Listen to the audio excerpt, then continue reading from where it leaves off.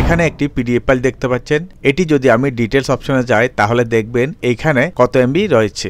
আমি এটা ডিটেল অপশনে গেলাম, এখানে দেখুন 181.70 এমবি রয়েছে, অর্থাৎ এর সাইজ কিন্তু 181.70 এমবি।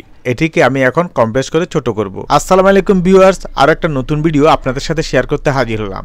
আমাদেরকে বিভিন্ন সময় আমাদের ফাইল ডকুমেন্টসগুলোকে পিডিএফ তথা পোর্টেবল ডকুমেন্টস ফাইল আকারে বিভিন্নখানে পাঠাতে হয়, কিন্তু পিডিএফ করার পর দেখা যায় ফাইলটি আকারে অনেক বড় হয়ে যায়, মানে এমবি বেশি হয়ে যায়, যার কারণে আমাদের ফাইলগুলো সেন্ড করতে বেশ ঝামেলা পোহাতে হয়। আজকের ভিডিওতে আপনারা জানতে পারবেন কিভাবে অনেক বড় সাইজের বেশি এমবির পিডিএফ ফাইলকে মাত্র 1 মিনিটের মধ্যে আপনার পছন্দ মতো এমবিতে কোনো প্রকার কোয়ালিটি লস না করেই কনভার্ট করে নিতে পারবেন, তাও আবার কোনো প্রকার সফটওয়্যার বা অ্যাপস ইনস্টল না করেই। তো তার জন্য গুগল ক্রোম ওয়েবসাইটটি অন করে নিলাম, এরপর সার্চ অপশন লিখলাম আই লাভ পিডিএফ লিখে চার্জ দেওয়ার পর এরকম লিঙ্কটি শো করবে, এখানে একটা ক্লিক করব।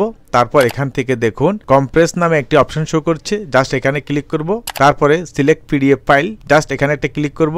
আপনি আপনার পিডিএফ ফাইলটিকে এখান থেকে সিলেক্ট করে দিবেন। আমার ডেস্কটপে আছে, আমি ডেস্কটপে গেলাম, দেন পিডিএফ ফাইলটি সিলেক্ট করে ওপেন বাটনে ক্লিক করছি। আমার পিডিএফ ফাইলটি এখানে চলে এসেছে, দেখতে পাচ্ছেন। এবারে নিচে দেখুন কম্প্রেস নামে একটি বাটন রয়েছে, এখানে ক্লিক করব। দেন দেখুন আমাদের কিন্তু ফাইলটি কম্প্রেস হতে শুরু করেছে। এখানে কিছুক্ষণ টাইম লাগবে, কিছুক্ষণ সময়ের মধ্যে দেখবেন আপনার পিডিএফ ফাইলটি কম্প্রেস হয়ে ছোট হয়ে গেছে। দেখুন আমার ফাইলটি কিন্তু কম্প্রেস হয়ে গেছে এবং এখানে 93% সেভ হয়েছে।